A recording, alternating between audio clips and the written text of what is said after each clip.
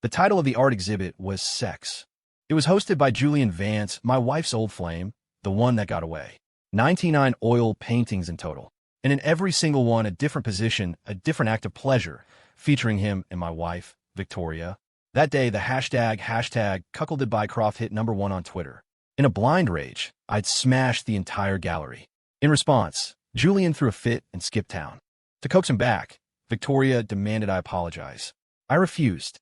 We were to stand off. So, she had her security detail pull the surveillance footage of me destroying the gallery and send a courier to the rehab center in Jersey. She wanted my mother, paralyzed by a stroke, to be the judge. And while she was at it, to admire the wall-to-wall exhibition of shattered, erotic bodies. It was a 30-minute drive from the gallery to the center. The location tracker on my phone showed the car was already more than halfway there. Less than 10 minutes to go. The seconds bled away. I balled my fists, feeling the blood in my veins turn to ice. I fought back tears. Victoria, you know my mom. She's old-fashioned, deeply religious. A spectacle like that. Are you trying to kill her? Victoria, lounging on the custom-made sofa, finally looked up.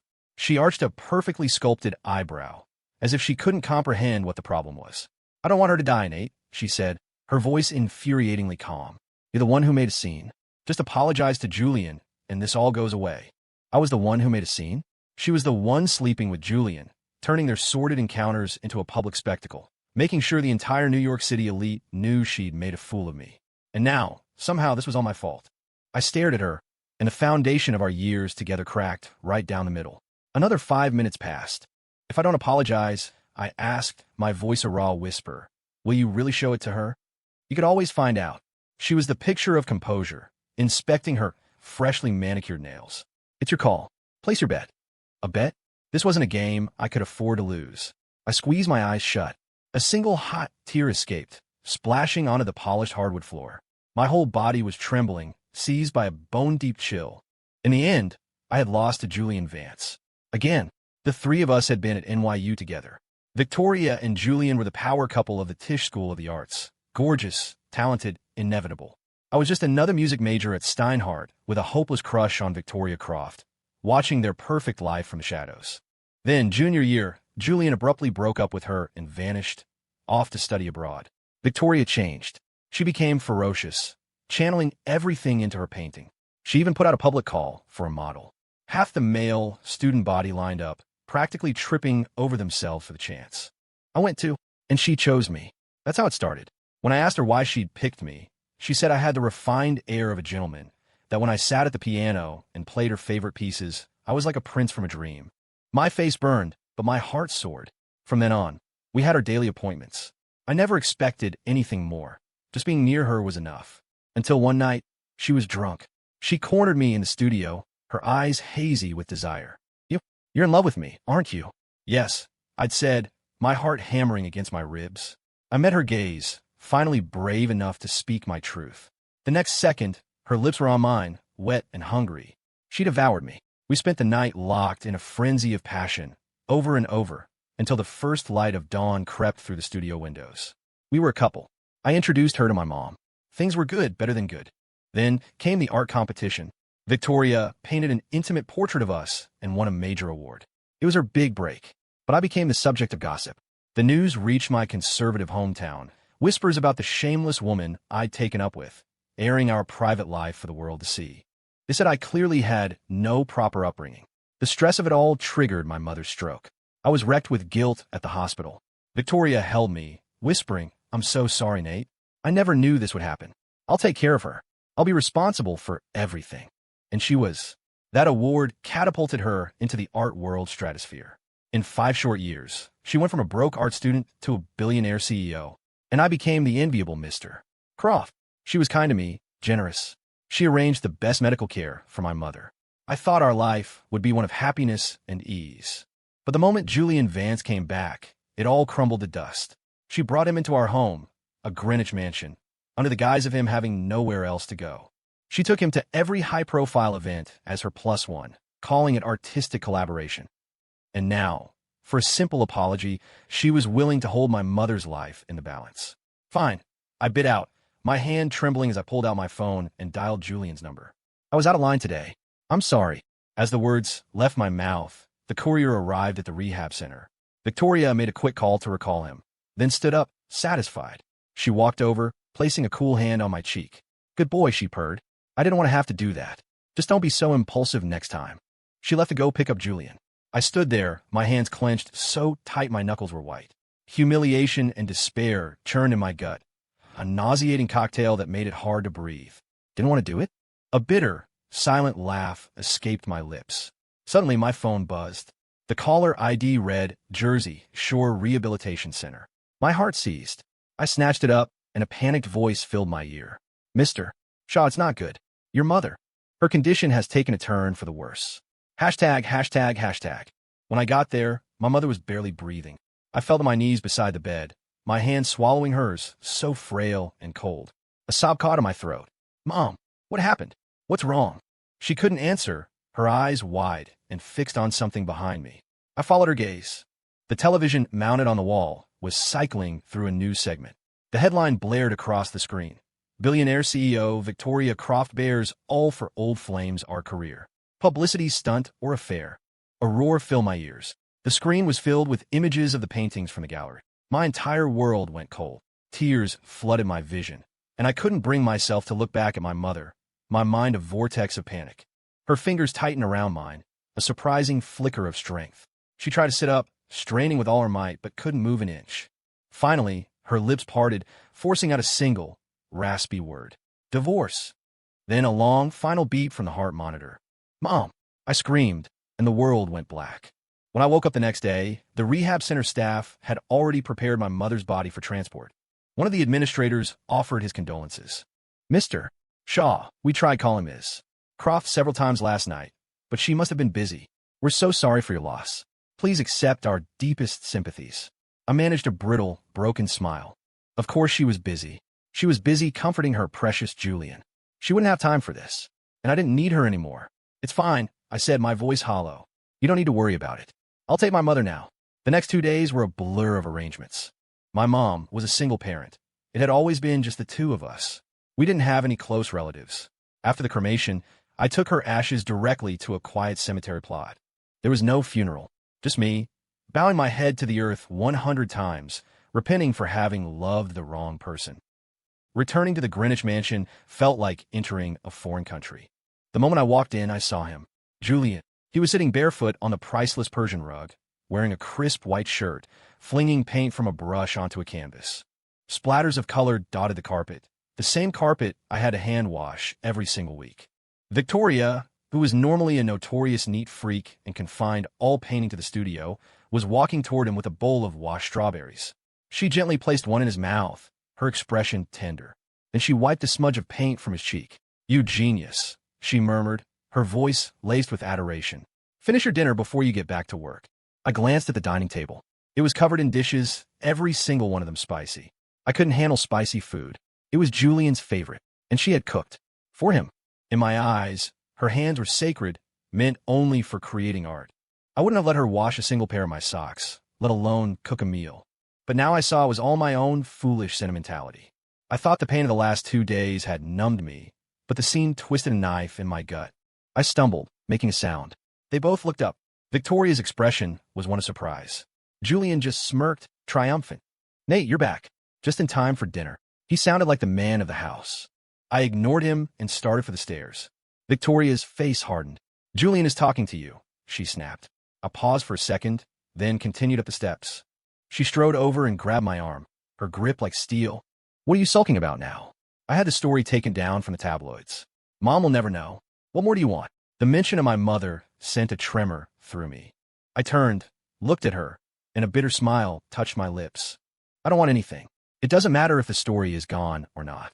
Because my mother was already dead. Nothing mattered anymore." Seeing the raw pain on my face, Victoria's expression flickered with something unreadable. She looked like she was about to ask something, but I pulled my arm from her grasp and went upstairs. Lying on the bed, the tears I'd been holding back finally came. My mind was filled with the image of my mother's dying face, her last word echoing in my head. Divorce. It wasn't the first time I'd thought of it. When Julian moved in, I'd argued, I'd fought, I'd even threatened to leave. But Victoria had always refused, which made me wonder who she truly loved. Now, I didn't want to wonder anymore. If she wouldn't let me go, I would disappear. Before I came back, I placed an order. A custom-made, hyper-realistic prosthetic body. It would be delivered in 5 days. Then I would die in an accident and start a new life under a new identity. And I would finally be free of Victoria Croft. The next day, Julian knocked on my bedroom door. When I opened it, he was leaning against the frame, dressed in an expensive, custom-tailored suit, a roguish grin on his face. "Nate, my man, there's an art auction today. You should come." I stared at him for a beat. "Not interested," I said, moving to close the door. He caught it with his hand, then draped an arm around my shoulders, his expression turning apologetic. "Hey, are you still mad about the gallery thing?" The gallery. The shame was instant, hot, and overwhelming. "Yes," I said, shrugging his arm off. I stared at him, my voice cold as ice. "What? Are you here to apologize?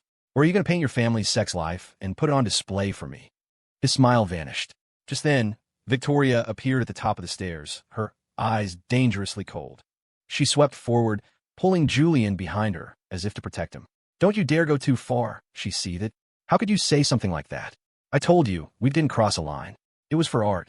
If you're angry, take it out on me. Don't bully Julian." Her words were like daggers. Even now, she was defending him, cloaking her infidelity in the noble shroud of art. Art. I let out a hollow laugh. "When you were planning that exhibit for him, did you ever, for 1 second, think about me? Do you have any idea what people are saying about me?" Victoria looked at me without a trace of guilt. "Then let them talk," she said, as if it were the most obvious thing in the world. "Why are you being so petty? Anyway, today's auction is important. Stop wasting time." Petty? That's what she thought of me. The word was a blade, twisting in my heart, leaving me raw and bleeding. I looked down, a bitter chuckle escaping my lips. There was nothing more to say. In 4 days, I would be gone. I didn't want any more complications. So I went with them to the auction. It was a charity event. All proceeds would be donated to build art programs for underprivileged kids in Appalachia. It was a regular part of the art world's social calendar, a way to polish their public image. At the auction, Victoria bid aggressively, snapping up several pieces. She spent tens of millions, and, as always, she made the donations in my name.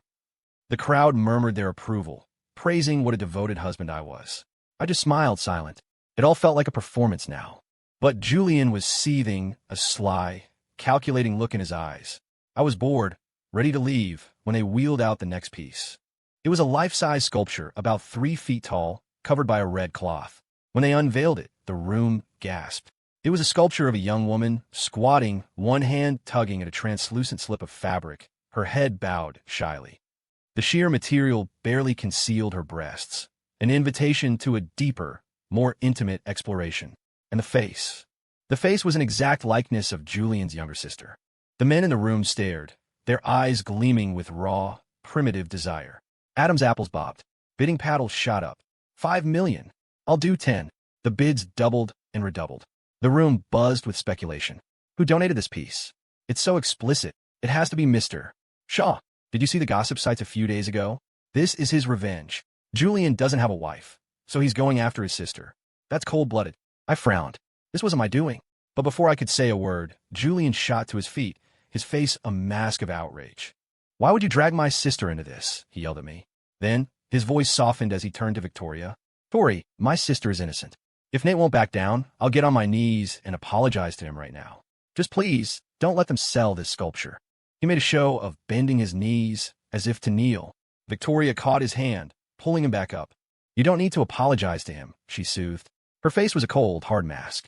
She made a silent, imperious gesture to her assistant, a command to buy it, no matter the price. Then she spun around, her eyes blazing with fury as she glared at me. She looked like she wanted to eat me alive. I flinched. It wasn't me. Smack. The word was cut short by the sharp, clean sound of her palm connecting with my cheek. "And you're still going to deny it?" Victoria's chest heaved with rage. "I thought you were just making empty threats, but you were planning this all along. What do you have to say for yourself now?" My ears were ringing. It was all too perfect, too coincidental. My off-the-cuff remark this morning. And now this. Unless. I lifted my head, my gaze sharp as I looked at Julian. He was smirking, all traces of his earlier distress gone. The culprit was obvious. "Why are you glaring at Julian?" Victoria snapped, her anger escalating. "Are you going to throw a tantrum now that you've been caught? This is my fault. I've been too lenient with you. It's time you learn a lesson." Lenient? When had she ever been lenient with me? And if she had, it certainly wasn't for my benefit. Her cruel words still found a way to hurt. I couldn't help but let out a self-deprecating laugh. And how do you plan to teach me a lesson this time, Is Croft? Force another apology? Threaten my mother with those photos again?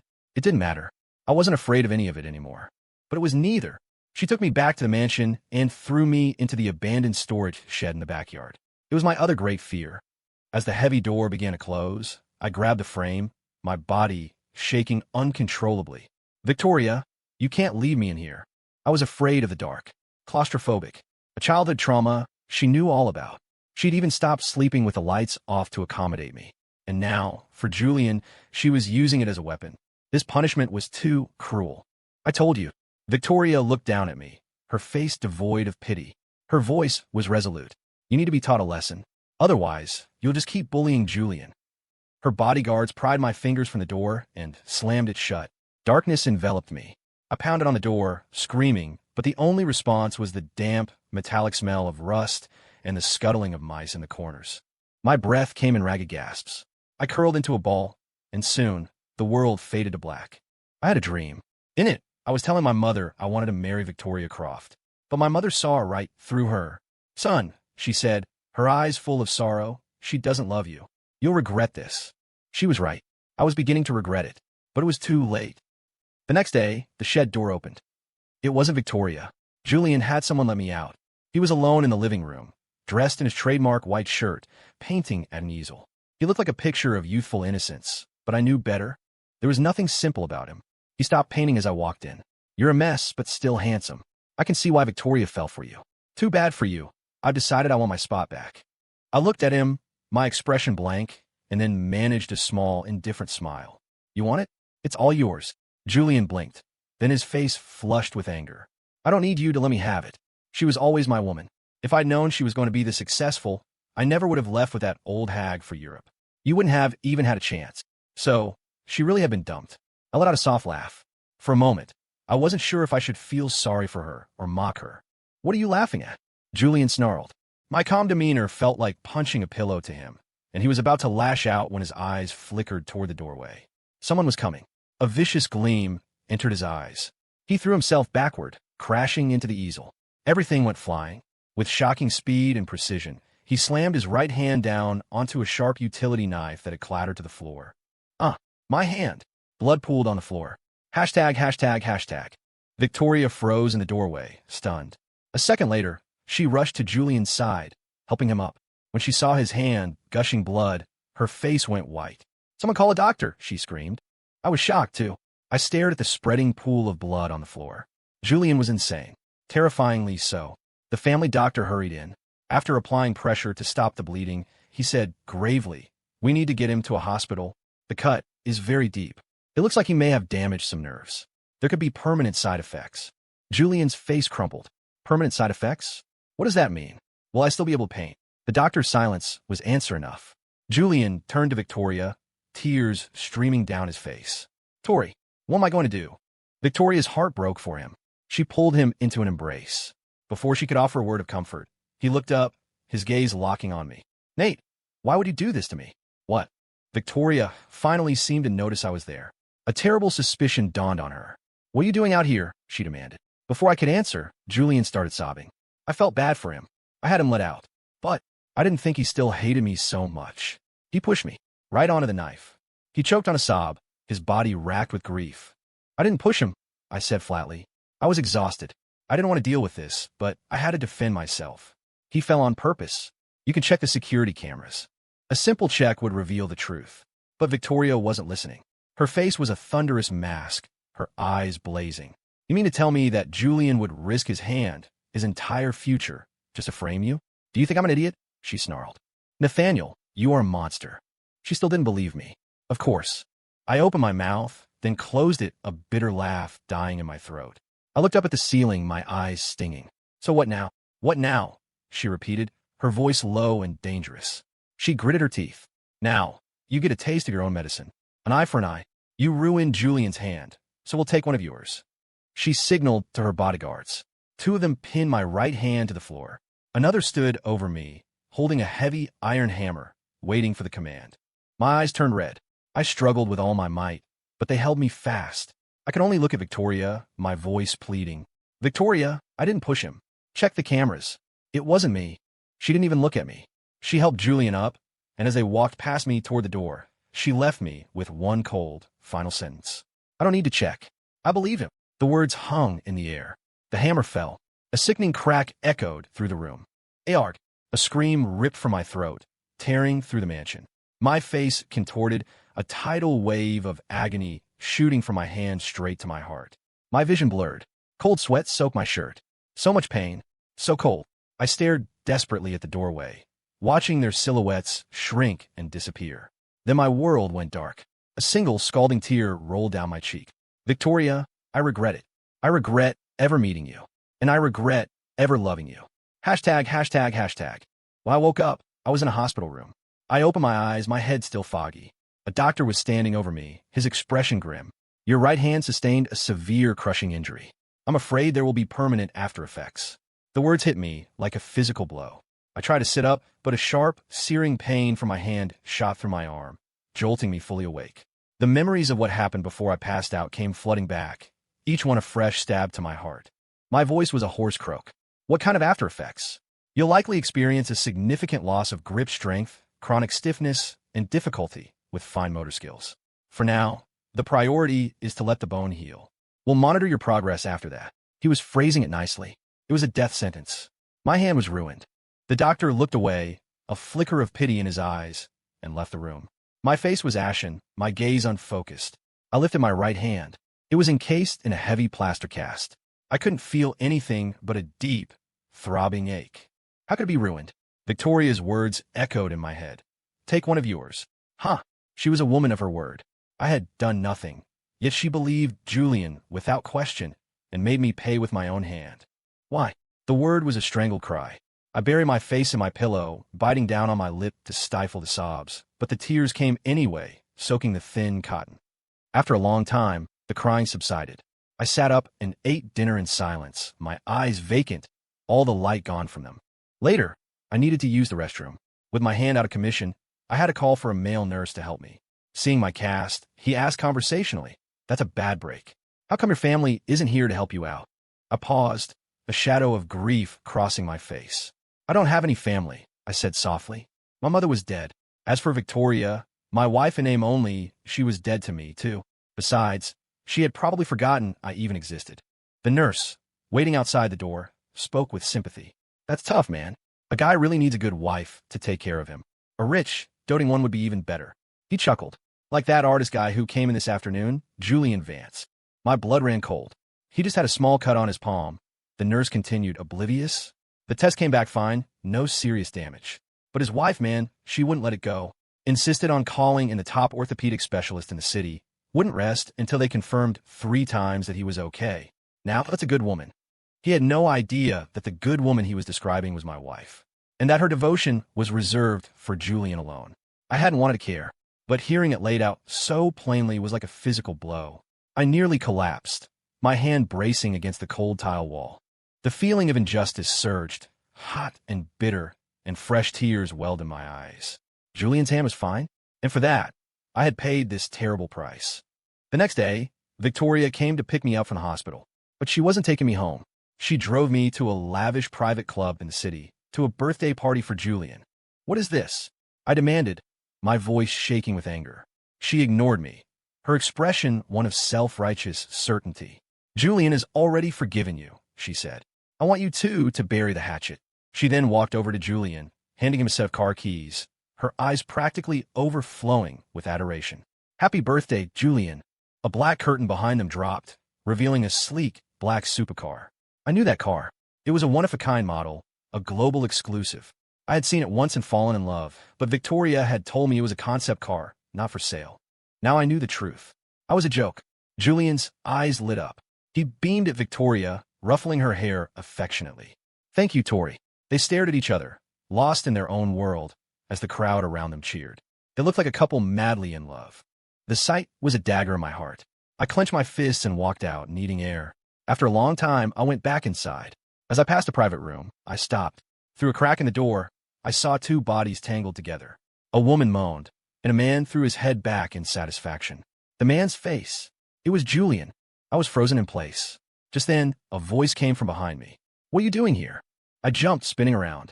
It was Victoria. Hashtag, hashtag, hashtag. I flinched and slammed the door shut. Before I could figure out what to say, a desperate voice called from inside the room. Tori, help me. Victoria's eyes darkened.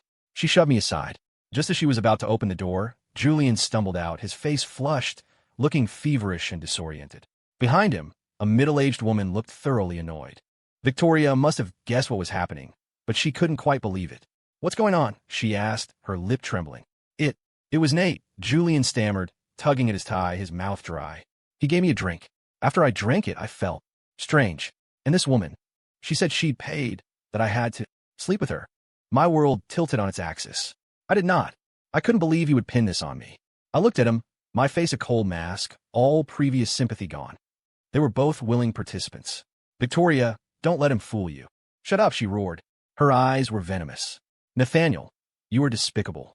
If you didn't do it, why were you lurking outside the door? Why did you slam it shut the second you saw me? It hit me then. I had walked right into another one of Julian's traps. Nothing I said would matter. But I couldn't just take the blame. I was just passing by. I wasn't lurking, and I certainly have no interest in drugging him. Just then, the older woman spoke up. Mr. Shaw, I pay good money. You promised I'd be satisfied. Is this it? I'm not in the business of forcing people. She smoothed her dress and walked away. Now I had no defense. Victoria glared at me, then stormed into the room. She picked up a glass from the table. Sure enough, there was a faint white residue on the rim. Next to it, a small camera was propped up. Her face turned black with fury. She marched back to me. You were trying to slander him, weren't you? She accused, her voice shaking with rage.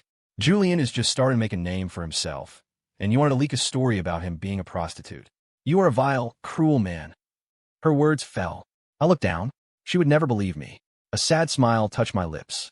I wanted to laugh, but I couldn't. I just looked at her, my heart aching. I have no interest in getting revenge on him. I turned to leave. Victoria blocked my path. You think you could just walk away after this? She sneered. Julian may be forgiving, but I am not.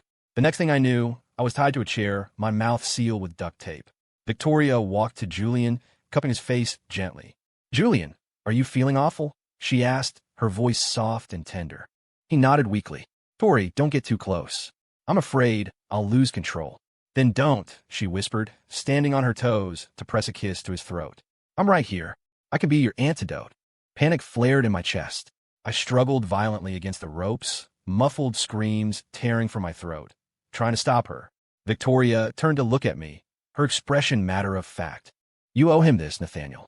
Don't blame me. Just then, Julian wrapped his arms around her from behind, burying his face in her neck. His hands slid under her clothes, unhooking her bra, his fingers closing over her breast.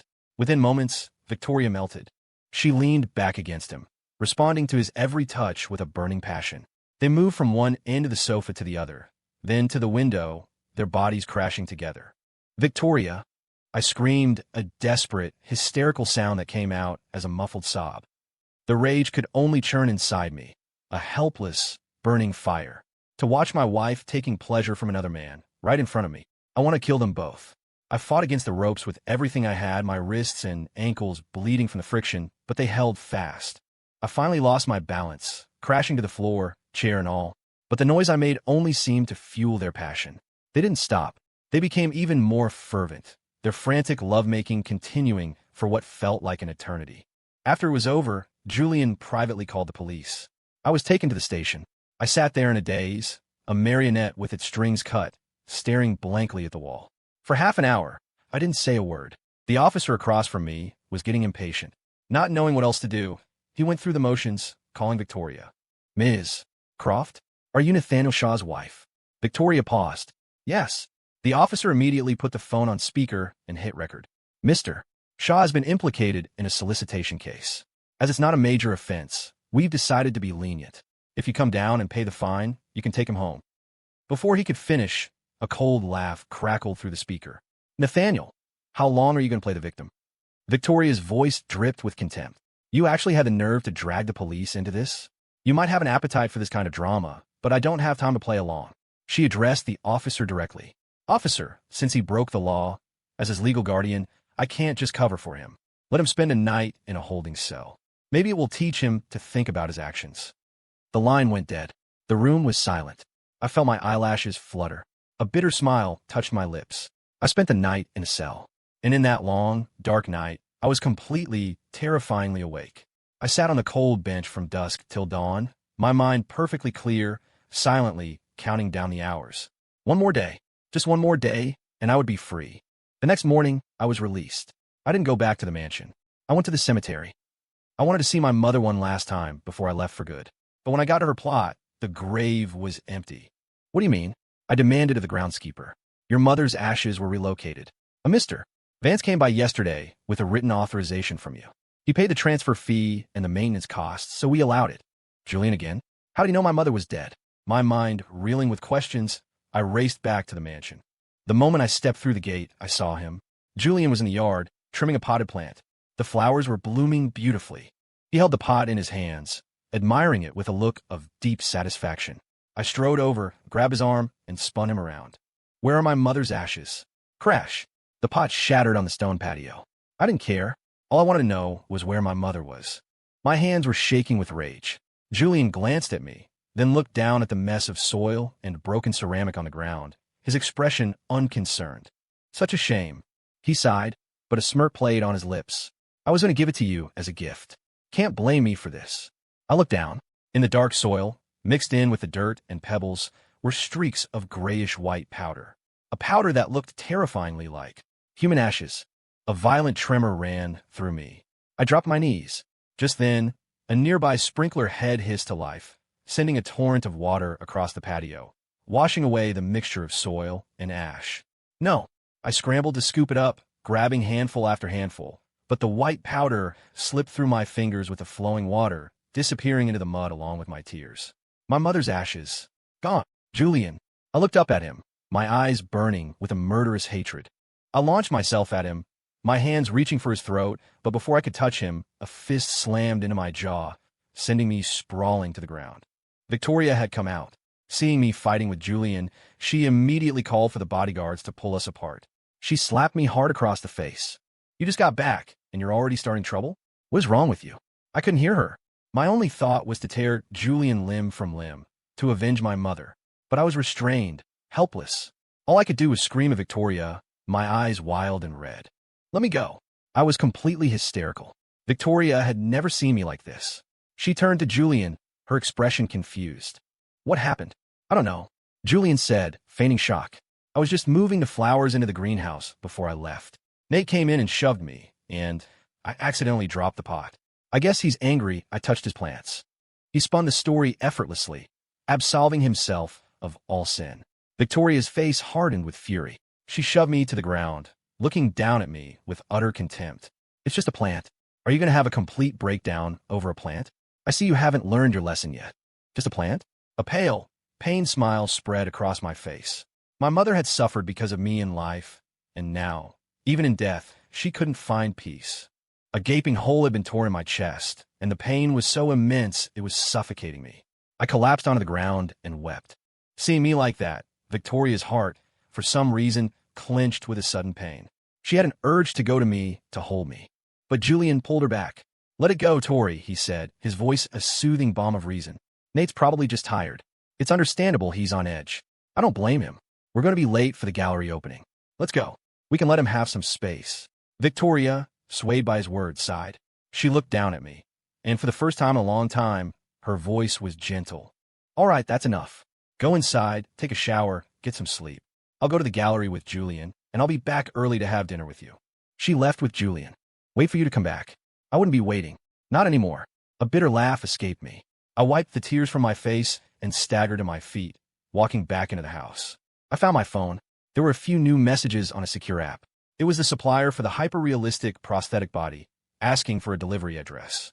I quickly sent one back. Then I went upstairs and took a shower. When the body arrived, I disabled all the security cameras and had the delivery men carry it to the greenhouse in the backyard. I had built that greenhouse for her. We had promised our lives to each other in there. We had even vowed that when we died, we would be buried there together. She had probably forgotten all about that. Now, I would use my death to make sure she never forgot again. I took one last look around. Then I doused every inch of the flower beds with gasoline. As I walked out, I tossed a lit lighter over my shoulder. The entire structure went up in a whoosh of flame. I disappeared into the night, swallowed by the roaring fire. Goodbye forever, Victoria. Hashtag, hashtag, hashtag. At that moment, Victoria and Julian were at the gallery. After I had wrecked the first exhibit, she had promised him she would restage it. This time, everything went off without a hitch. A promise fulfilled. It was more than smooth. It was a resounding success. Julian's profile exploded overnight. His name was on everyone's lips. The elite of New York's high society and art world, titans of industry and culture, all came to pay their respects. And he owed it all to Victoria. He watched her from across the room, a goddess holding court, and a powerful sense of possession surged through him. Victoria Croft was his. He'd just been foolish, momentarily blinded by a bad choice, and let this prize slip through his fingers. Now she was powerful, beautiful, wealthy. If he didn't stake his claim, someone else would. He hadn't been sure he could win her back at first, but he soon discovered a weakness in her emotional armor.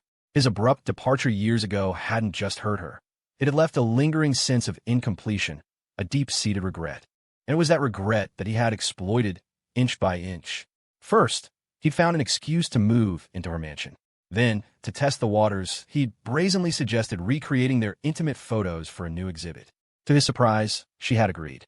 Not only agreed, but she had even forced me to apologize. It was all going more smoothly than he had ever imagined. That's why he had become bolder, more ruthless, with each passing day. Don't blame me for this, Nathaniel, Julian thought with a smirk. He picked up a glass of champagne and sidled up to Victoria, wrapping an arm around her waist. Tori, you should drink less. It's not good for you. The gesture was intimate, and everyone understood its meaning.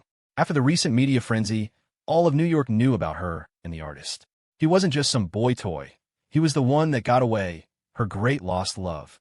In their circles, it wasn't uncommon for powerful women to have younger lovers, but it was rare for one to be so brazenly favored over a husband. It spoke volumes about Julian's place in her heart. He might very well be the next Mr. Croft. The sycophants in the crowd took their cue, raising their glasses. We've been inconsiderate. Mr. Vance is so thoughtful. You're a lucky woman, Ms. Croft. Indeed, Mr. Vance is as talented as he is handsome. He has a brilliant future ahead of him in the art world. Julian basked in the praise, losing himself in the adulation. But Victoria remained cool and distant. While she didn't look pleased, she didn't stop them either. Emboldened, someone else chimed in. Your husband's talent is plain for all to see. If he creates another masterpiece, you must let us know so we can be the first to see it. The title, Husband, was exactly what Julian wanted to hear. He beamed, about to respond, but Victoria cut him off, her voice sharp and cold. Don't use words you don't understand. My husband is at home, waiting for me. The chatter died instantly. The man who had spoken quickly downed 3 glasses of champagne in apology and slunk back into the crowd. The others, getting the message, dispersed. Only Julian was left, the wind taken out of his sails. He forced an awkward smile and changed the subject. Tori, thank you for everything today. Let me take you to dinner. No, Victoria said without a second's thought. I promised Nate I'd be home for dinner with him. It's getting late. I'm leaving. And with that, she turned and walked out. Julian started to follow, but he was intercepted by the woman from the club, the one from his birthday. Victoria got in her car and headed home. An unsettling feeling had been gnawing at her all day. The image of Nate's devastated face kept flashing in her mind, and each time, a sharp pain lanced through her chest. They had been fighting too much lately. It was time to go home and make things right. Hashtag, hashtag, hashtag. When she got home, she froze. The backyard was engulfed in an orange glow, a pillar of black smoke clawing at the night sky. The greenhouse was being devoured by a raging inferno. Neighbors and building staff were gathered on the lawn, their faces illuminated by the flickering blaze. Nate? Victoria burst into the house. She ran from the living room to the kitchen, then upstairs, checking every room, but he was nowhere. She tried his phone. It went straight to voicemail. She bent over, gasping for breath, her heart hammering like a drum, her mind a chaotic blur. Then she saw the billowing smoke outside the window again. He couldn't be. She flew back down the stairs, pushing through the crowd of onlookers, her eyes scanning desperately for him. Has anyone seen my husband? She cried out. A man hesitated, then stepped forward. I was on my second floor earlier, and I think I saw Mr. Shaw go into the greenhouse, he said, his voice uncertain. But I'm not sure. I don't know if he ever came out. Boom. Victoria's face went deathly pale. The man's words were vague, but even the slightest possibility was more than she could bear. They might be in there. The thought obliterated all reason. She couldn't wait for the fire department. She broke through the line of onlookers and charged toward the flames. People shouted, trying to stop her, but it was too late. "Ms. Croft, you can't go in there.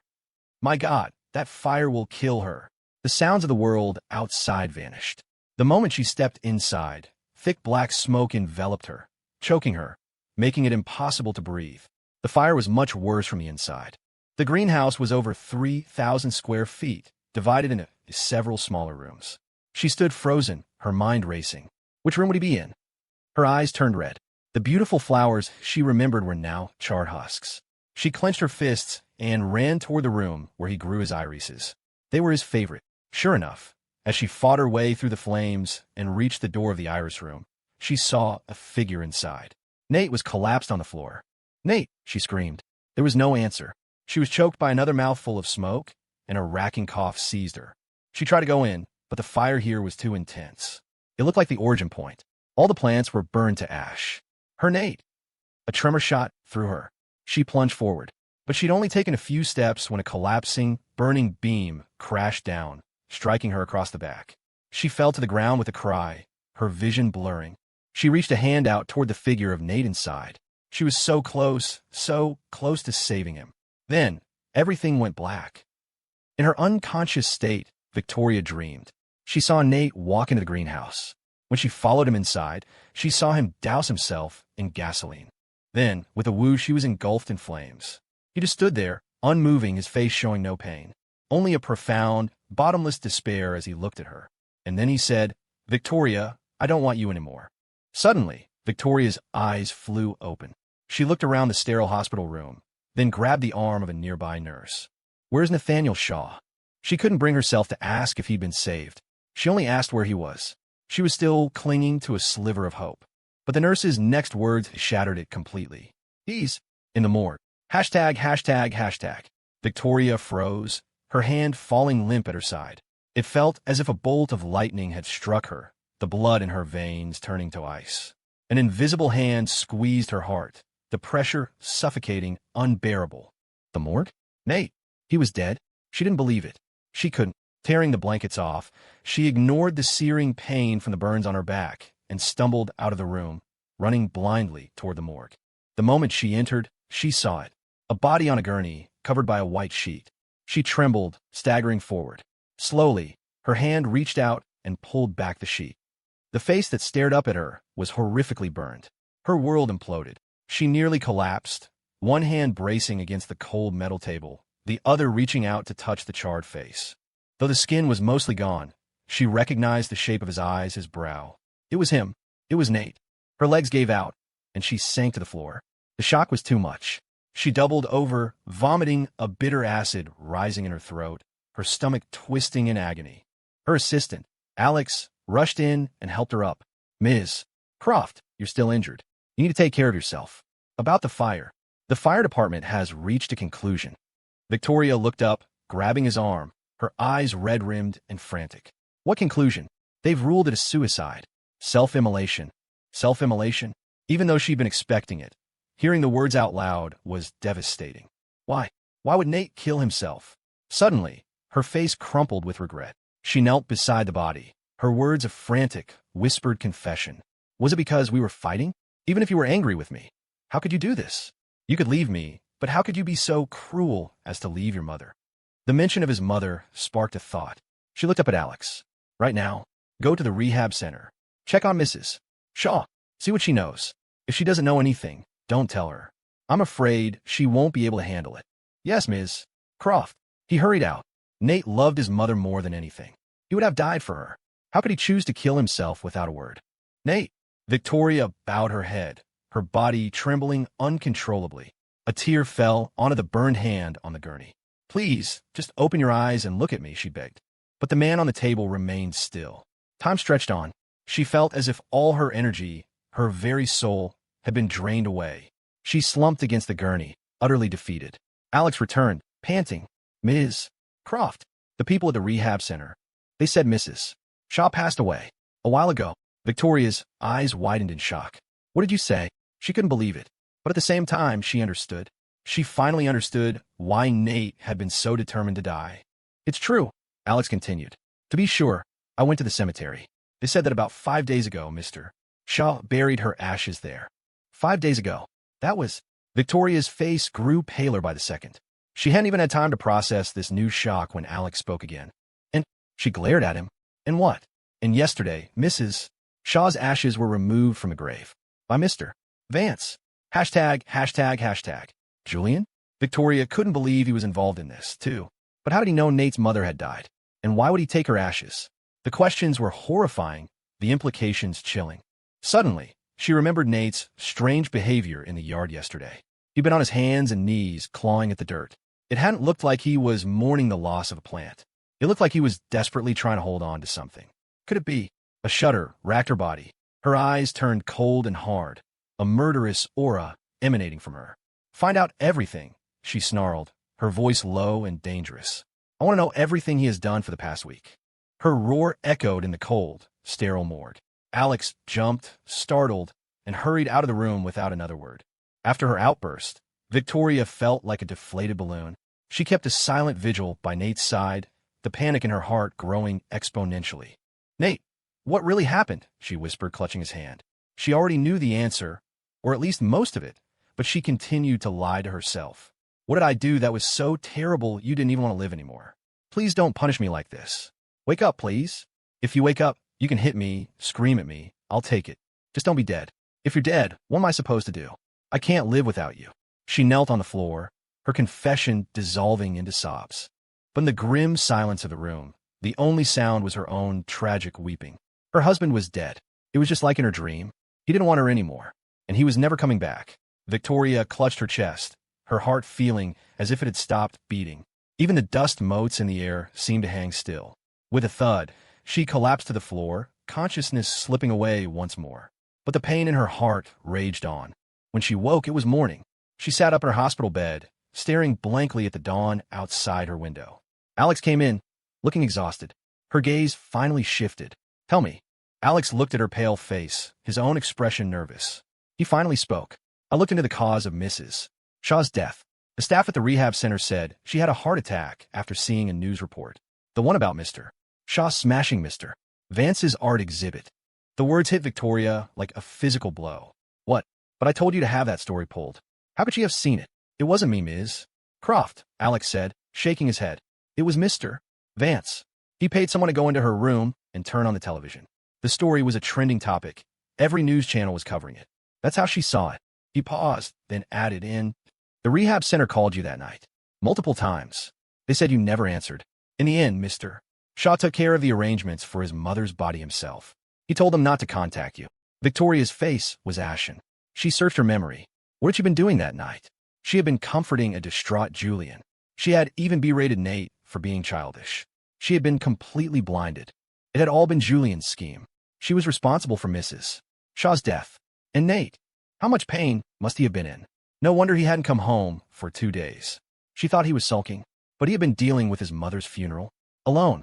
Victoria's hands clenched the bedsheets, regret and rage threatening to suffocate her. Alex spoke again, his voice trembling. There's more. Spit it out, she roared, her voice low and tight. He flinched. I also found the woman from the club. She wasn't hired by Mr. Shaw. She's Mr. Vance's former sugar mama. They've known each other for 6 years. Back when he was still dating you in college. The reason he suddenly broke up with you was because he left the country with her. He was her kept man for 5 years. ####. The news was a thunderbolt from a clear sky. Victoria couldn't believe she had been living in a world of Julian's lies for so long. She had spent years blaming herself for their breakup, haunted by regret. While she had been drowning her sorrows, mourning him, he had been sleeping with another woman. It was laughable. It was disgusting. All his talk of chasing his dreams, of having no choice. It was all bullshit, and she had believed him. Not only had she believed him, but she had let him back into her life, into her home, out of some misplaced nostalgia. She had helped him, promoted him, built his career. And in doing so, she had driven Nate to despair, to his death. She had lost the only person who had ever truly loved her. So, Nate was framed. Victoria's body shook uncontrollably. The scene from the auction flashed in her mind. Nate had told her it wasn't him, but she had chosen to believe Julian. She had forced Nate to watch her sleep with Julian. The call from the police station. She had left him to rot in a cell. All the little signs, the inconsistencies she had ignored, they came flooding back like thousands of ants crawling over her brain, eating her alive. Crash! She swept her arm across the bedside table, sending everything tumbling to the floor. She began to beat her own head with her fists, a desperate attempt to stop the torment. Ms. Croft, don't. Alex rushed forward to stop her. He had never seen his boss like this, so completely devoid of her usual calm and composure. But it was understandable. Her husband was dead, and the great love of her life turned out to be nothing more than a cheap gigolo. Anyone would break. After a long time, Victoria calmed down. She dismissed everyone from the room, her voice a dead monotone. She lay back on the bed, staring at the ceiling, replaying the events of the last week in her mind. Every one of Julian's actions, every crime Nate had been accused of, was likely a setup. The auction. She had locked Nate in the dark shed without a second thought, forgetting his claustrophobia, forgetting he couldn't sleep without a light on. Julian's injured hand. In a fit of rage, she had ordered her men to smash Nate's hand, forgetting he was a brilliant pianist, that his hands were his life. The things she had discovered, the things she hadn't. Every memory was another slash of a knife across her heart. One by one, they piled up until her heart was nothing but a shredded, bleeding mess. Nate, I'm so sorry. Victoria curled into a ball, tears streaming down her face, her sobs filling the empty room. It was a heartbreaking sound, but there were no second chances in this world. Nate would not be coming back from the dead. She lay there all morning, motionless. The food they brought her went untouched. She wished she could just fall asleep and never wake up. Suddenly, her phone rang. The caller ID read, Julian. Victoria's eyes went dark. She sat up, her gaze fixed on the name on the screen. A murderous intent slowly began to surface. She answered the call. Tori, where are you? Julian's voice came through the speaker. Victoria clenched her fist, not answering. He asked again. I just got back and the greenhouse is completely burned down. And I heard Nate is dead. His probing tone was laced with an unmistakable glee. The sound pierced Victoria's heart. Her nails dug into her palm. She forced her voice to be steady. Yes, Nate is dead. Don't go anywhere. Stay at the house. I'm on my way. ####. Nathaniel Shaw was really dead. The news sent a jolt of pure exhilaration through Julian. He couldn't believe it. He'd been gone for one night, and fate had removed his biggest obstacle. Humming a cheerful tune, he went upstairs. He took a long shower, scrubbing away the scent of the old woman he'd just left. He looked at the marks on his body in the mirror, his expression one of pure disgust. He thought he'd been free of her when he returned to the States, but Rebecca was like a piece of gum stuck to his shoe. She had secretly followed him back and was now trying to blackmail him. For $100 million. He couldn't get that kind of money even if he sold himself into slavery. He'd been tempted to just let her expose him, but he was so close. He had Victoria back. He had a career. He couldn't bear to destroy it all now. And Rebecca knew it. Rebecca was the woman from a club. She had been the one waiting for him outside the gallery last night, the one who had drugged him and had her way with him all night. She had patted his cheek, her voice dripping with resentment. I spent a lot of money on you over the years. The second I run into trouble, you disappear. That's very hurtful. Now you've latched onto someone new. Consider the other night a welcome back gift. $100 million is nothing to that woman. Don't make me leak our little home movies. I still have them, you know. He had no choice but to submit. He had to swallow his pride and endure Rebecca's threats. $100 million was nothing to Victoria Croft. He couldn't give up now. And now, it seemed even the heavens were on his side. Nathaniel Shaw was dead. It was only a matter of time before he became Victoria's husband. $100 million would be pocket change. Buoyed by this thought, Julian changed his clothes and went downstairs, feeling refreshed and confident. He saw Victoria standing in the living room. Her face was grim. She was holding their wedding photo, her eyes red and swollen from crying. A pang of jealousy shot through him. He had, at one point, genuinely loved her. Seeing her grieve for another man still stung. But why waste energy on a dead man? Julian quickly schooled his features into an expression of concern. He walked to her side. Tori, what happened? How could Nate just die like that? He even managed to look heartbroken. Victoria turned to look at him. If she hadn't already known the truth, she might have been fooled by his performance. He was a truly gifted actor, a master manipulator. I came home yesterday, and the greenhouse was on fire. Nate was inside. The fire department ruled it a suicide. Why do you think he would do something like that? Suicide? Julian's eyes widened in shock. He had assumed it was an accident.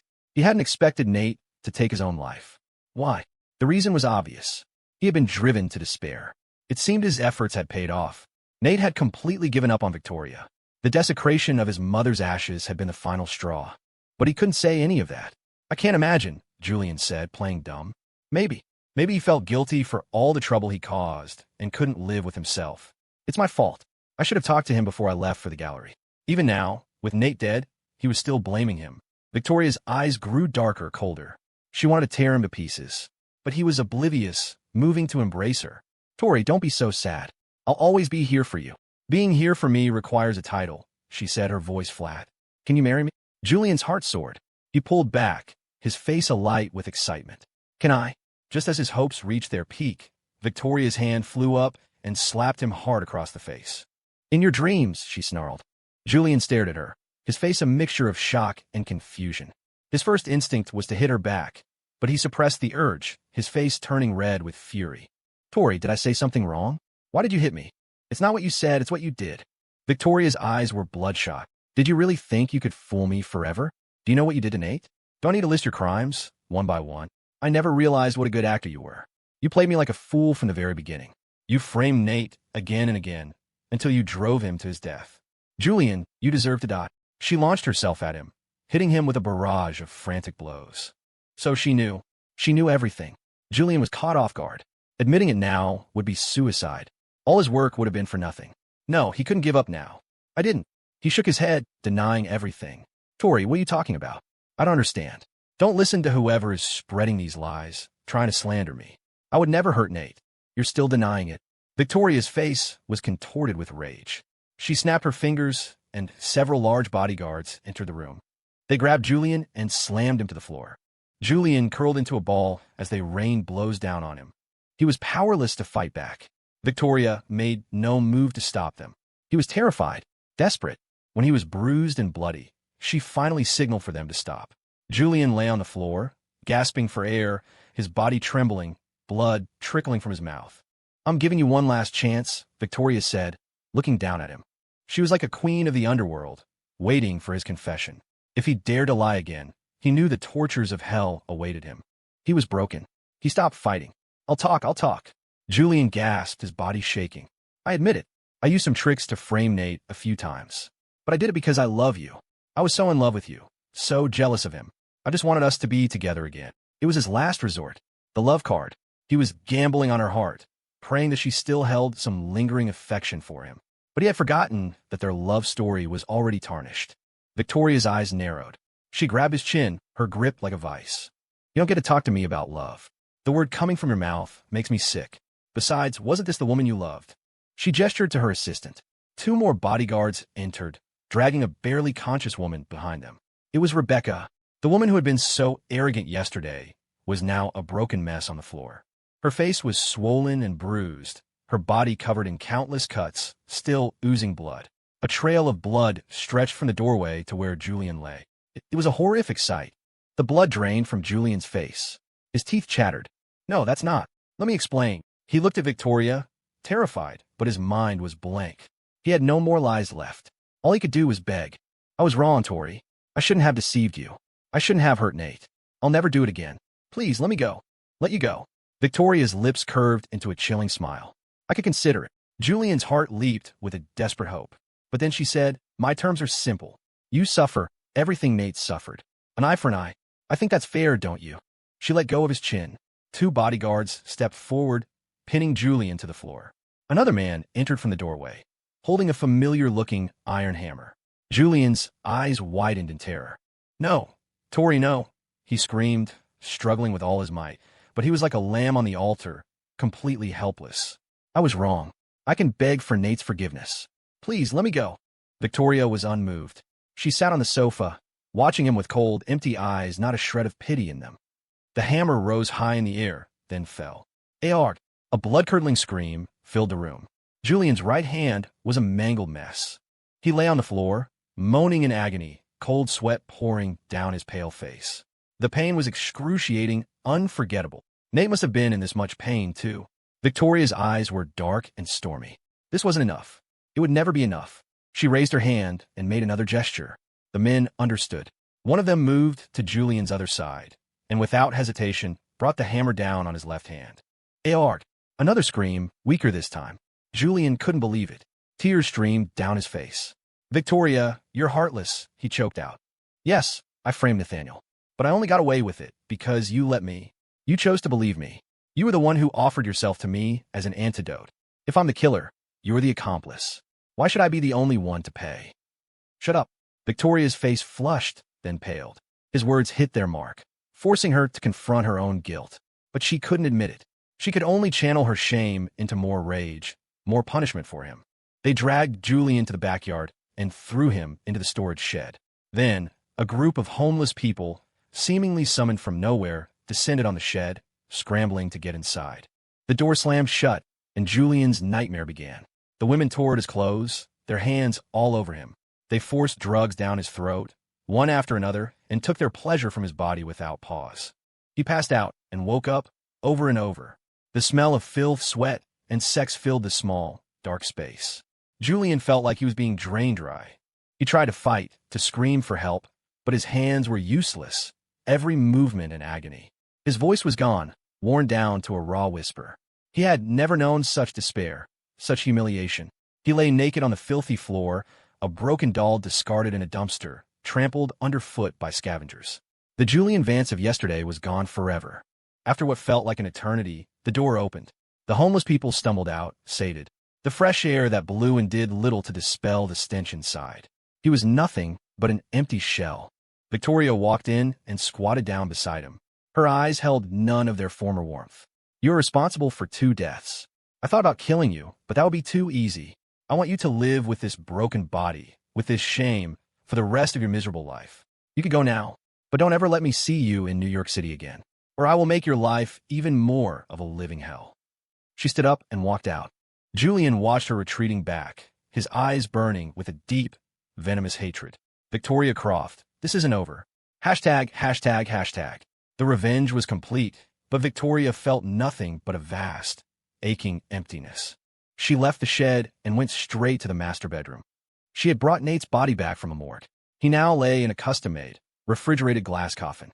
She knelt beside it, her hand resting on the cold glass above his face. All she felt was a rough, icy sensation. Nothing else. Her heart sank into a bottomless abyss. Nate, she whispered, I've made Julian pay. Does that make you feel any better? Can you forgive me?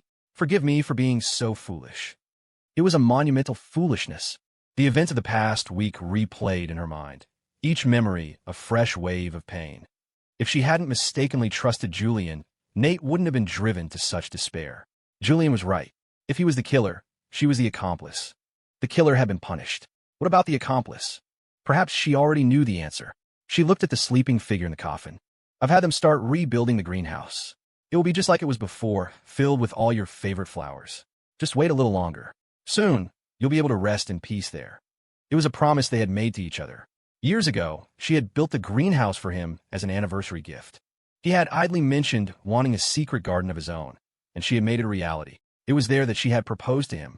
Nate had loved that greenhouse. Whenever he wasn't busy, he would be there, and she would join him, watching him arrange flowers, prune plants, lose himself in his work. It became their sanctuary. She had told him she wanted to watch him garden for the rest of her life, until they were old and gray. She had felt so happy then. But a lifetime is a long time, and promises are easily forgotten. She didn't know when it started, but she had stopped going to the greenhouse. Soon, it was only Nate's solitary figure there. And then, eventually, he had stopped going too. You're punishing me, aren't you? Tears streamed down her face. I was the one who broke our promise first. That's why you lost hope. You chose to die in the greenhouse to remind me, didn't you? I won't forget again, Nate. Wait for me. Her mournful cries filled the room all night. For the next 10 days, Victoria didn't go anywhere. She stayed in the room, keeping a vigil by Nate's side. When the greenhouse was rebuilt, she had his body cremated. She held a funeral there. Most of New York's elite came to pay their respects. Though the whispers of his suicide had made the rounds, everyone was outwardly respectful. It was the least they could do for the dead. The day was a long blur of rituals and condolences. When it was over, she sent everyone away. They all told her to take care of herself, to move on. Easy for them to say. She sat before Nate's gravestone, silent. After a long time, she pulled a letter from her pocket. It was her suicide note. The past few days had been an agony. She missed him with every fiber of her being. Now, She could finally be free. She touched the photo on the gravestone, her face softening with a love she had never shown him in life. She hadn't known how to cherish him. Only now that he was gone did she realize what she had lost. "Nate, don't go too fast. Wait for me." A small smile touched her lips. She swallowed an entire bottle of sleeping pills. Within half an hour, the drugs took effect. She collapsed in front of the gravestone, her vision going black, her breathing becoming shallow. But she felt no fear. She was going to see the person she longed for. Nate. Ms. Croft. Her assistant, Alex, had returned. Seeing the scene before him, he scooped her up in his arms and raced to the hospital. After another frantic battle to save her, she survived. ####. 3 years later, the private room at the club was dim and pulsing with music. A crowd of New York's young and wealthy were playing some drunken party game. On a plush sofa, holding court, sat Victoria Croft. Next to her, so close he was practically in her lap, sat a young man with a delicate face and eyes that were hauntingly familiar. He was the latest in a long line of Nate's replacements. The city of New York hadn't changed much with one man's absence, but Victoria Croft had. Since her failed suicide attempt, she was a different person. She had once avoided the city's decadent nightlife. Now, she went through lovers like tissues, each one bearing some resemblance to Nathaniel Shaw. After 3 years, everyone was used to it. The young man she had with her tonight, Connor, was the most strikingly similar of them all. Rumor had it she had spent 3 months and over $100 million to win him over.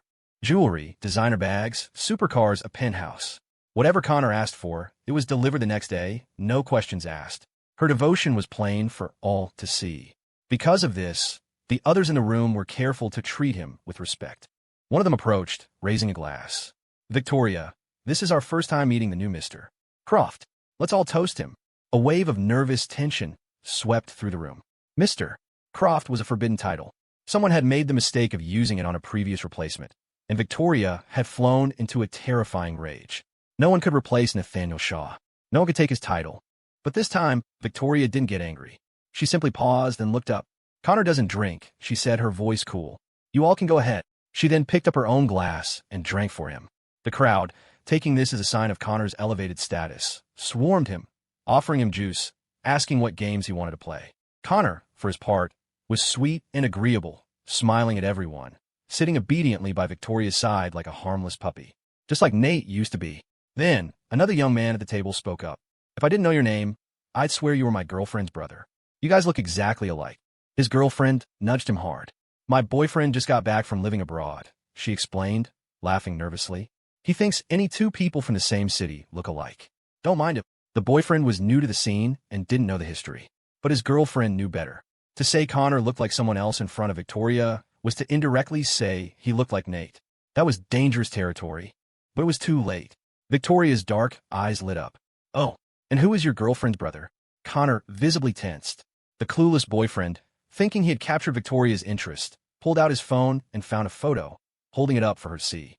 "Here, look. This is him." The photo showed a man and a woman, smiling brightly. The woman was Arya Sterling, the biggest pop star in the country. The man next to her was the mystery guest from a recent concert, the one who had been rumored to be her secret boyfriend. Just yesterday, her team had issued a statement clarifying he was her older brother.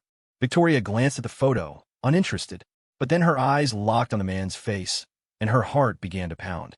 It wasn't just a resemblance. It was Nathaniel Shaw. The shape of his face, the curve of his smile, even the 2 dimples that appeared when he laughed. It was all identical. If she hadn't personally overseen Nate's cremation, she would have sworn it was him. Or maybe, a wild, impossible thought took root in her mind. She grabbed the young man's arm, her grip tight. "Who did you say he is? What's his name?"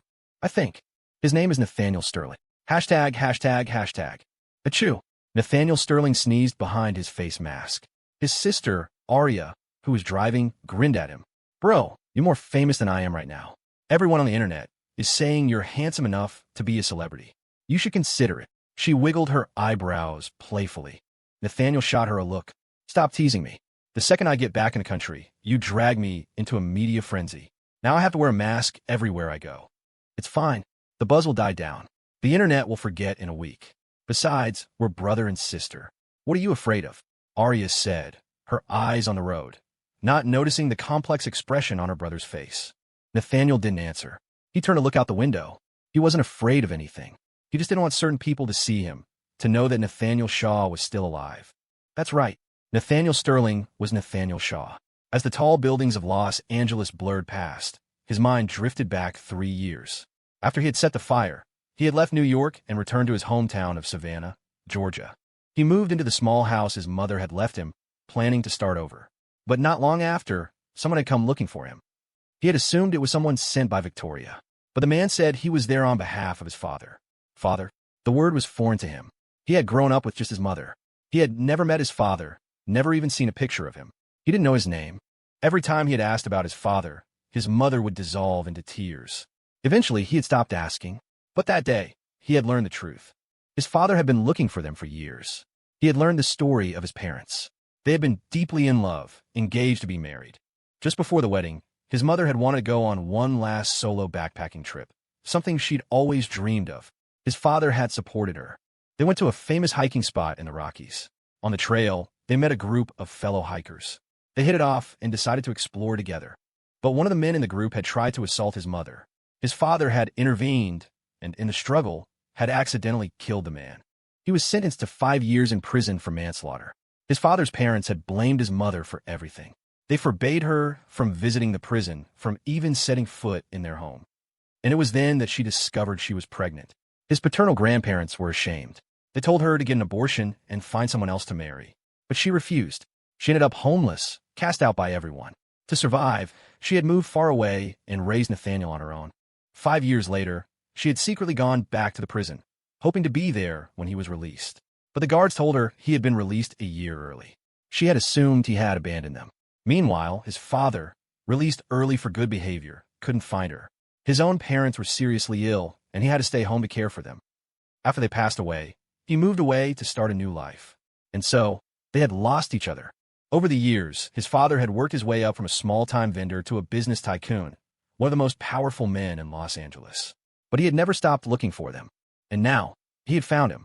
Nathaniel had learned the truth and reconnected with his father. He had become the eldest son of the Sterling family. He had changed his name to Nathaniel Sterling. The memories faded as the car pulled into the driveway of the Sterling estate. The family was gathered in the dining room, about to eat. Nathaniel looked around, not seeing his other sister. "Is Eliza not coming home for dinner tonight?" he asked out of habit. He had 2 half-sisters. One was a business prodigy who was set to inherit the Sterling empire. The other was a gifted singer who had become a pop star. Eliza and Arya. "Don't wait for her," his father, David Sterling, said as he walked in. "There's a situation at the company she needs to handle. Let's eat." Since he had begun to hand over the reins to Eliza, he was able to come home for dinner more often. To celebrate, his wife, Catherine, had cooked a feast. "Mom, you're playing favorites," Arya pouted. "The second Dad and Nate come home, you cook all this. You never cook for me when I'm home alone." Nathaniel tapped her on the head. "Do you ever have time to eat at home?" he chided, playing the part of the older brother. "Don't think I don't know. Annie Carroll told me you drive right past the house all the time without stopping. You're lucky to get any food at all." "He's right, you little rascal," Catherine said, bringing a tureen of soup to the table, her smile warm. "If your brother hadn't dragged you back home, you'd be gone again. I can't control you anymore." All right, let's eat," David said, and the playful bickering stopped. In just 3 years, he had a family again. He had the fatherly love he had missed his whole life. Catherine treated him like her own son. His 2 sisters adored him. If his mother knew, she could finally rest in peace. The meal was a happy affair. Halfway through, Catherine said, "Nate, tomorrow is your birthday.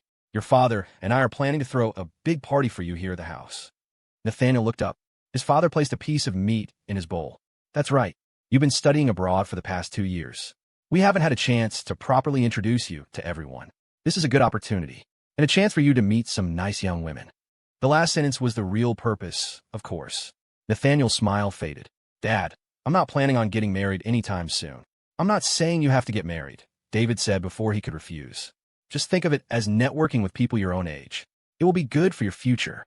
Besides, my son is an exceptional young man. You have to let your old man show you off a little." He couldn't refuse after that. This was Los Angeles. Even if he made a public appearance, no one would know he was Nathaniel Shaw. With that thought, his anxiety lessened. But the news still traveled to New York. After she left the club, Victoria immediately had her people investigate Nathaniel Sterling. The next day, she had her answer. "You're saying he was adopted into the Sterling family?" "Yes.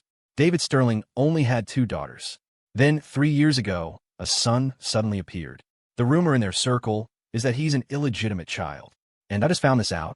Today is supposedly Nathaniel Sterling's birthday. The Sterling family is throwing a huge party to officially introduce him to society. 3 years ago, and a birthday party? Nate's birthday was also today. A resemblance could be a coincidence. But the timing of his adoption, the birthday, it couldn't all be a coincidence. It was him. It was Nathaniel Shaw. Victoria shot to her feet. Book me a flight to Los Angeles. Immediately, she grabbed her bag and walked out of her study. Connor was sitting nervously in the living room. Seeing her about to leave, he rushed over and grabbed her arm. Victoria, what's wrong? Where are you going? Victoria paused, as if just remembering he was there. She turned to look at him, her eyes devoid of their former warmth. We're over, she said, her voice cold. I want you out of my house by the end of the day. The whiplash was staggering. One day, she was showering him with affection. The next, she was ice. He couldn't accept it. He tightened his grip on her arm. Why? No reason. I'm just bored of you. And with that, she pulled her arm away and left. ####. On the sprawling lawn behind the Sterling mansion, the birthday party was in full swing. The decorations were lavish and elegant. The guest had arrived. All that was missing was the man of the hour. Nathaniel, still unaware of the storm brewing in New York, was inexplicably nervous. He wasn't a timid person. He had attended countless galas and events with Victoria. But this was different. This was under a new identity. Catherine sensed his anxiety. She took his arm, her voice gentle. Don't be nervous. Just think of it as a family dinner. We're all here. Okay. Thanks, Catherine. They walked into the party together. Under the watchful eyes of the guests, Catherine led him to his father. David took his hand, and they walked to the main stage together. Tonight, I want to thank all of you for coming to celebrate my son Nathaniel's birthday. David's voice, amplified by the microphone, was thick with emotion. I'm sure you're all curious as to how I suddenly have a son. You might even be speculating that he's illegitimate. I'm here to tell you that he is not. He is the rightful heir of the Sterling family. Nate is the son of my first love and me. Due to some tragic circumstances, we were separated for many years. He and his mother suffered greatly. Now, his birth mother is no longer with us. As his father, I will spend the rest of my life making it up to him, loving him, protecting him, and ensuring he never suffers again. He is my precious son. I hope you will all look out for him in the future. The crowd erupted in applause. David's heartfelt speech silenced all the rumors. Nathaniel had made his grand entrance into Los Angeles society. He stood on the stage, his eyes wet with tears, not because of the honor, but because of his father's promise to love and protect him. That was enough. Just then, Aria began to play the piano. Eliza came onto the stage, took Nathaniel's hand, and led him to the dance floor. The three siblings dancing together was a powerful statement of unity. After the dance, the party resumed its lively pace. Guests came to offer their congratulations. Nathaniel, flanked by his family, began to make the rounds. In the midst of the mingling, a woman approached them. Mr. Sterling, she said to David. Nathaniel turned. It was her. As he stared in surprise, David broke into a rare, genuinely pleased smile. Sloan, when did you get back in the country? Sloan Davenport smiled politely. Just recently. She then turned her gaze to Nathaniel. I heard you had found your long-lost son, Mr. Sterling. I came to offer my congratulations. I didn't expect to run into Mr. Sterling here. The rest of the family looked surprised. Aria studied the two of them, a mischievous glint in her eye. Sloan, you know my brother? We've met once. He left quite an impression, Sloan said, her eyes twinkling with amusement as she looked at him. Remembering his drunken, embarrassing behavior, Nathaniel's face flushed. He managed an awkward laugh. We met once abroad. Well, it seems you two are destined to know each other, David chuckled. He then asked, Sloan, I hear you've been doing great things at your father's overseas branch. Old Walter must be proud. Are you back to take over the main company? You're too kind, Mr. Sterling, Sloan said with a modest smile, her demeanor poised and elegant. I'm here to help my father out, and hopefully to learn a thing or two from esteemed elders like yourself. Ha, good. So young and so capable. You and Nate are the same age. I was going to introduce you, but it seems you've already met. You two should spend more time together. The implication was clear. Everyone understood. Nathaniel felt even more awkward, but Sloan remained perfectly composed. Of course, she said with a nod.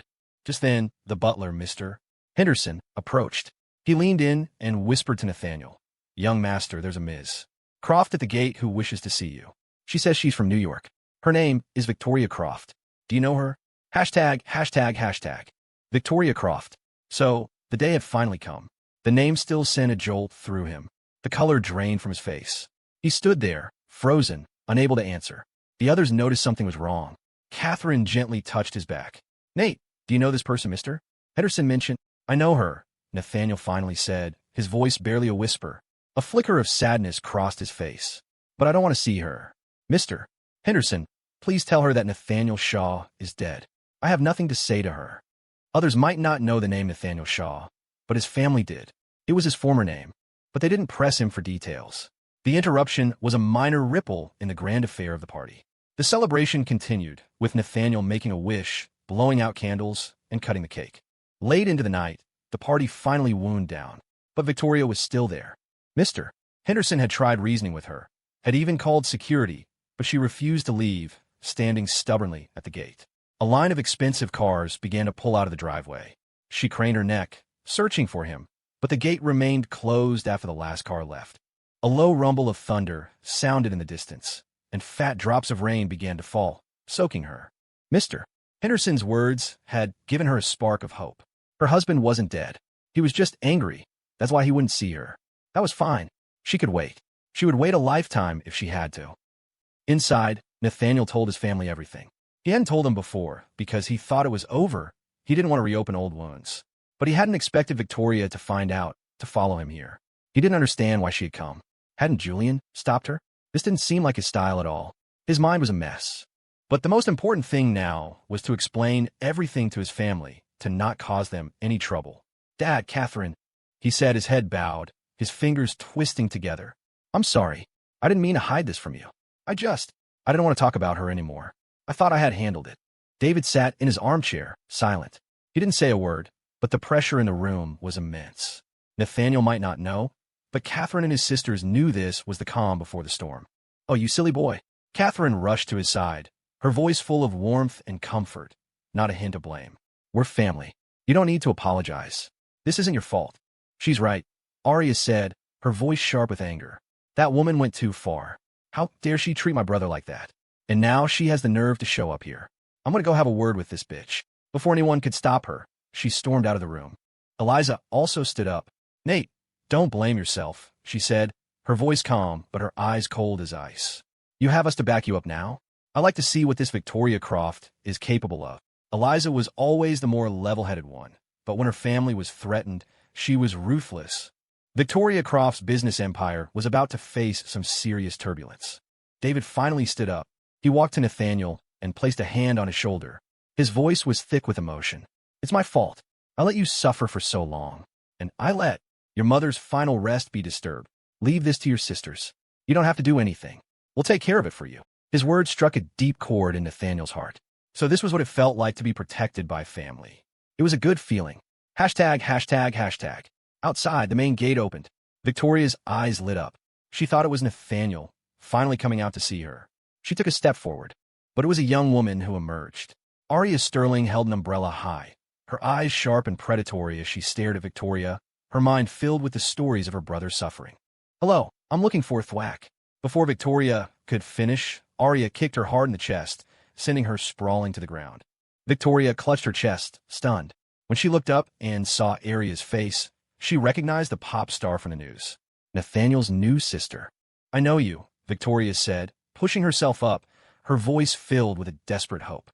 "I'm here to see your brother. I'm your sister-in-law. Can you please let Nate see me?" Another kick landed, this one to her side. Arya threw down her umbrella, knelt, and rained a series of blows down on Victoria. Then she grabbed her by the hair. "You're not worthy of being my sister-in-law. My brother is done with you. Now, get the hell out of here." She threw Victoria to the ground. Victoria lay there, bruised and battered, the rain washing the blood from her face. She was a pathetic sight, but she still wouldn't give up. She reached out and grabbed the hem of Arya's pants. "No, there's been a misunderstanding. I just found out he's alive. Please, just let me see him." "Let go." Arya looked down at the woman at her feet with contempt. When Victoria refused to let go, Arya picked up the broken umbrella. Without a moment's hesitation, she plunged the sharp, jagged end into the back of Victoria's hand. "Arg!" Victoria screamed and let go. A group of bodyguards appeared. They hauled the whimpering, bleeding Victoria to her feet. Arya shot her a final disgusted look. "Throw her out. Far away from here. I don't want her filth anywhere near this house." and she turned and walked back inside without a backward glance. Victoria didn't show up again after that night. Nathaniel stayed home for a few days, assuming she had finally given up. That afternoon, he went out to meet someone. Sloane Davenport was already at the cafe. She sat by the window, the picture of elegance and grace. Even passers-by on the street couldn't help but stare. And to think he had mistaken her for a prostitute during his time abroad. The memory of that drunken, debauched night made him cringe. If it wasn't for his father's insistence, he wouldn't be here. He walked over and sat down across from her. "Ms. Davenport," he said with a sheepish smile. "What can I do for you?" Sloane looked up, her beautiful almond-shaped eyes fixing on him. She held his gaze until his face turned a deep shade of red. Then she finally spoke. So formal all of a sudden. "Last time we met, you were calling me Sloane." The name sounded familiar. That night, lost in a haze of passion, he had leaned over her, his hand caressing her chin. "What's your name?" he'd asked. "Sloane Davenport," she had purred, her voice husky and seductive. He had been mesmerized, kissing her deeply, their tongues tangling. In the heat of the moment, he had bitten her shoulder, whispering her name. "Sloane." Nathaniel choked on his coffee. He frantically wiped at the stain, the memories of that night still vivid and unsettling. Sloane just smiled. She picked up a napkin and leaned over to dab at the corner of his mouth. As she did, her eyes flickered to something outside the window. Nathaniel felt her gaze shift and turned to look. It was Victoria. Nathaniel froze. The blush instantly drained from his face. He had thought he would never see her again. The fire felt like it had happened yesterday. And yet, here she was 3 years later. Victoria stood outside, her face bruised and swollen, her right hand wrapped in thick gauze. She was disheveled and pathetic, drawing stares from people on the street. Nathaniel's expression soured. He turned back to Sloane and forced a smile. "I'm sorry, something's come up. I have to go. We can talk another time. Or online." He grabbed his jacket and stood up to leave. Sloane stood up too, grabbing his hand. She moved to stand in front of him, her voice low. "Let's go together." They walked out of the cafe side by side. Victoria immediately rushed toward them, her eyes fixed on Nathaniel, her face alight with a desperate hope. "Nate," she began, reaching for his hand. But Sloane stepped in front of him, pulling him into her arms, her expression fierce. "Don't touch my man," she snapped. Victoria stared, a mixture of panic and anger on her face. It felt like something that belonged to her was being stolen right in front of her. But she couldn't believe it. She couldn't believe Nate would be with this woman. "He's my husband," she declared, trying to assert her claim. The word husband made Nathaniel's eyes go cold. He wrapped his arm tighter around Sloane, his voice emotionless as he looked at Victoria. "No, I'm not. Nathaniel Shaw died 3 years ago. My name is Nathaniel Sterling. Ms. Croft, please have some self-respect. Stop harassing me." "No," Victoria cried, her voice breaking. "You are my husband. Don't push me away. Please. Do you have any idea how much I've missed you these past 3 years? I almost died with you that day. They saved me. Do you know how I've survived these last 1,000 days? I've been going insane thinking about you. Don't be so cruel to me." Her words were full of pain, her expression tragic. But all he felt was a bitter amusement.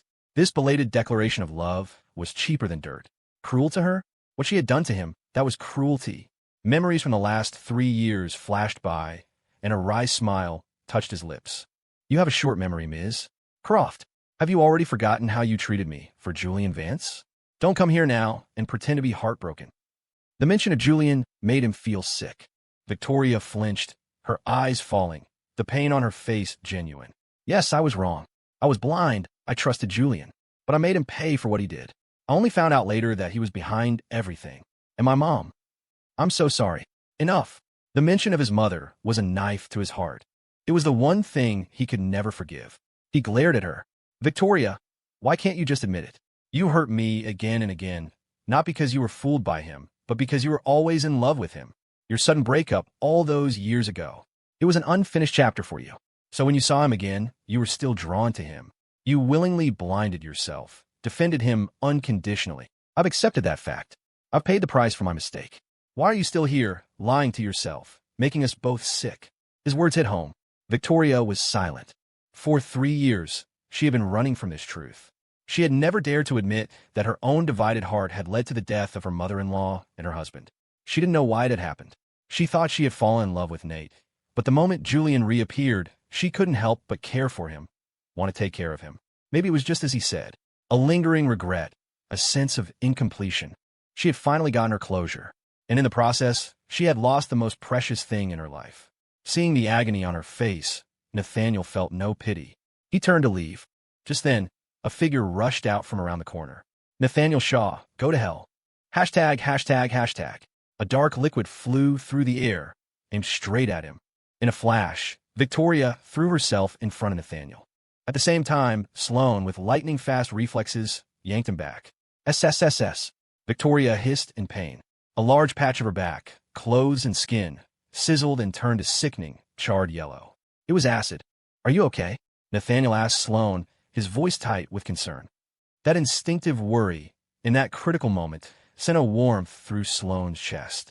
She shook her head. But for Victoria, his words were a dagger to the heart. So this is what it felt like to be ignored by the one you love. The pain in her heart was 1,000 times worse than the searing burn on her back. Victoria, the attacker screamed, his voice a deranged howl. Why are you still protecting him? He faked his death. He lied to you. And you still love him? But he doesn't love you anymore. Ha, you deserve this. He was laughing and crying at the same time, a tragic, broken sound. Nathaniel looked at the man. He was rail-thin, almost skeletal. Both of his hands were grotesquely deformed. He could barely hold the glass bottle. And that familiar face. It was Julian. He was shocked. And he finally understood what Victoria had meant when she said she'd made him pay. What are you doing here? Victoria recognized him too, her eyes filled with undisguised loathing. I told you to never show your face in front of me again, or you'd regret it. 3 years, and she was still just as ruthless. Julian's laughter grew wilder. Regret it? Look at me. What more do I have to lose? I'm not afraid of you anymore. In fact, I'm going to take away the one thing you love most. His gaze shifted, locking onto Nathaniel with a murderous intensity. He pulled a knife from somewhere, his target clear. He charged at Nathaniel, screaming, You ruined me. Now I'm going to ruin you. Nathaniel stumbled backward, terrified. Just as Julian was about to reach him, Victoria lunged forward, putting herself between them. The knife plunged into her abdomen. Blood dripped onto the pavement. Nathaniel kicked out, striking Julian's shoulder. He collapsed to the ground, and a moment later, mall security swarmed the scene, tackling him and pinning him down. The area was instantly flooded with onlookers, a chaotic scene of flashing lights and shouting. At the hospital, Victoria was saved. Julian's attack had been clumsy, his hands unsteady. The blade had missed her vital organs by inches. It was a miracle. Nathaniel let out a long, slow breath of relief. She woke up late that night. As her vision cleared, she saw Nathaniel dozing in the chair beside her bed. The scene was a ghost from another lifetime. Years ago, whenever she was sick or came home late from a work function, Nate would sit by her bed, just like this, watching over her all night. She would wake up in the morning to find him there. She reached out, her fingers gently brushing against his hair. The movement woke him. He sat up straight. You're awake. Thank you, Nate, Victoria said, her eyes full of a desperate, longing love that he couldn't miss. He cleared his throat. Don't mention it. I would have done the same for anyone. Since you're awake, I'm going to go. The nurse can help you if you need anything. He stood up to leave. Nate, Victoria called out, tears welling in her eyes. Please, just give me one more chance. He paused at the door. He turned his head, his voice firm and final. My name is Nathaniel Sterling. Nathaniel Shaw is dead. He had died in that fire 3 years ago. She watched his retreating back, and the tears she had been holding back finally fell, her heart aching with the pain so deep it felt like it was being torn apart. She had truly, finally lost him. Her phone on the bedside table began to ring. She looked at the caller ID and answered immediately. A frantic voice on the other end delivered another piece of devastating news. Nathaniel walked out of the hospital, feeling a weight lift from his shoulders. At the entrance, he saw a familiar car, still waiting. He walked over and leaned down. Why are you still here? I told you not to wait. Get in, Sloane said, her gaze steady through the car window. He didn't argue. It was late. He was grateful for the ride. But the moment he got in, he was pulled into a fierce embrace. Her perfume filled his senses. He had noticed it when they were abroad. He loved the scent of her perfume. He didn't mind her touch. Was this what they called physical chemistry? Sloane sensed his distraction. Her eyes darkened. She leaned in and bit his neck. You ignore me for that long, and you're still distracted? She murmured. Nathaniel, I'm jealous. Her hands slid down his body, her fingers finding and teasing the sensitive places. MH, a soft sound escaped his lips. He was trembling from her touch. He caught her hand, his voice husky. Not here. Not no. Just not here. The words had barely left his mouth before he felt his own face flush with embarrassment. He coughed lightly. Sloane paused, then let out a soft laugh. She bit his earlobe gently, then cupped his face in her hands and kissed him deeply and possessively. The atmosphere in the car grew thick with desire. They were lost in each other, their kisses growing more frantic, until the air grew thin and Nathaniel felt like he was about to pass out. Only then did Sloane pull away, a satisfied smile on her face. She started the car and drove straight to her apartment. The next day, Nathaniel returned to the Sterling mansion. The moment he walked in, he was ambushed by Arya. "Where were you last night, big brother? You didn't come home. Did those European girls corrupt you?" He didn't really have a good answer for that. As he was trying to come up with an excuse, Eliza walked out from the living room. "Leave him alone," she said to Arya. "Stop teasing him." She turned to Nathaniel. "Don't worry. Sloane called the house last night. Mom and Dad know you were with her. They're fine with it. They won't ask any questions." That only made him feel more embarrassed. When Sloane called, he had no memory of it. All he remembered was a long, sleepless night, the two of them tangled in the sheets. Then, Eliza's expression turned serious. "By the way, Victoria Croft has been extradited back to New York to cooperate with an investigation. Don't worry, she won't be bothering you again." Nathaniel paused, confused. "Extradited? What do you mean?" "It means she's going to prison. Her art galleries were front. Someone reported her for artificially inflating art prices to launder money. The informant had been Connor. He hadn't been with Victoria for long, but he had overheard enough at her parties to know something illegal was going on. But of course, the real players behind the scenes were the Sterlings." Arya looked triumphant, like a general who had just won a great victory. She pushed Nathaniel toward the dining room. He was still trying to process the news. He had always handled the domestic side of their life, had never asked about Victoria's business. He had no idea she had gone so far down that path. Perhaps they were never meant to be. "Nate," Catherine called his name a few times. He snapped back to reality. Sorry, Catherine, what did you say?" "I wasn't paying attention. Your auntie was just saying you should invite Sloane over for dinner." "Dad, Catherine, you guys." Nathaniel lowered his head, embarrassed, and began to shovel rice into his mouth, ignoring them. The sound of his family's happy laughter filled the house and drifted out into the sunny Los Angeles morning.